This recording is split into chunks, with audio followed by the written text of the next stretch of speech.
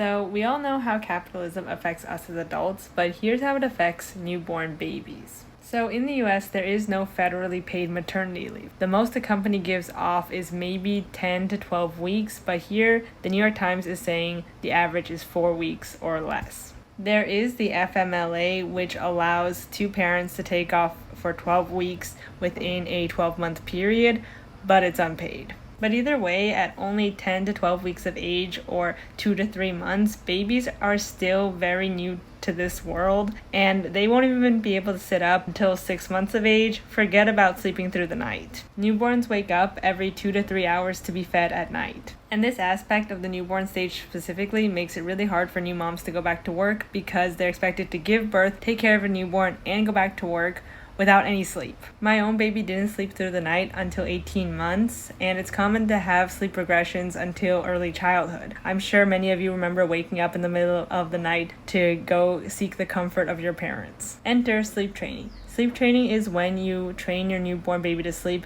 usually before 6 months before they learn object permanence, to soothe themselves to sleep. There's various methods to do this, but essentially it's putting your newborn down in a crib safely and letting them have periods of controlled crying. You start with a few minutes and soothe them, and then lengthen the amount of time you go in to intervene to help soothe them until they're able to soothe themselves.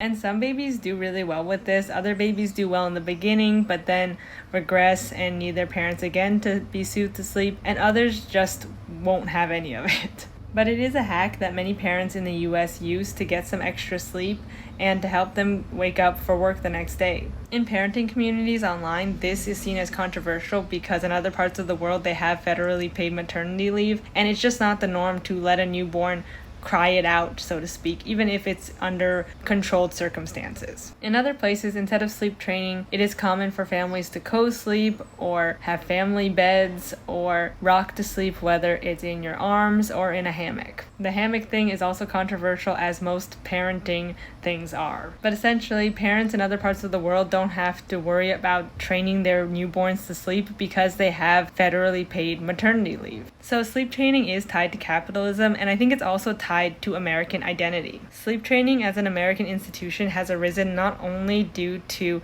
capitalism and a lack of federally paid maternity leave, but also because of this American rhetoric or dogma that individuals need to be wholly self-sufficient right out of the womb.